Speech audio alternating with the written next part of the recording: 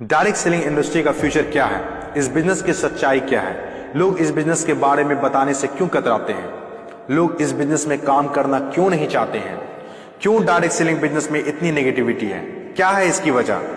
Direct selling business आने वाले वक्त का सबसे बड़ा बिजनेस है। क्यों?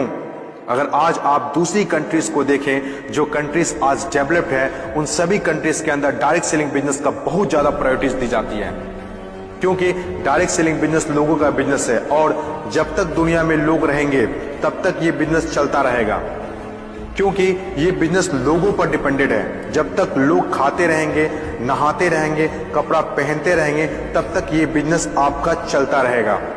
अपने इंडिया में कुछ लोग इसे फंसाने का काम बोलते हैं और कुछ लोग ये मानते हैं जिनके पास करने को कोई काम नहीं होता वे लोग ये काम करते हैं। मैं उन सारे लोगों से सहमत हूं, क्योंकि उन लोगों के पास अभी तक इस बिजनेस का प्रॉपर नॉलेज नहीं पहुंच पाई है। ये हम लोगों की जिम्मेदारी है कि इतनी पावरफुल और ब्यूटीफुल इंडस्ट्री के बारे में लोगों को समझाएं।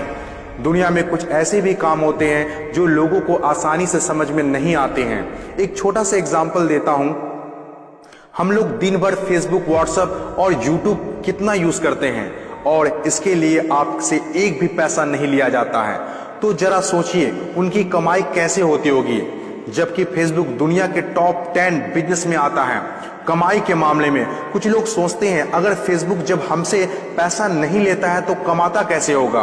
कुछ लोग सोचते हैं पता नहीं कमाता भी होगा कि नहीं।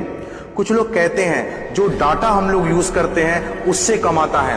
डाटा का पैसा सिम वाले को जाता है, जिसका सिम हम लोग यूज करते हैं, चाहे वो एयरटेल हो या जियो हो। ना तो जानते हैं और ना ही जानना चाहते हैं कि कमाई आखिर कैसे होती है।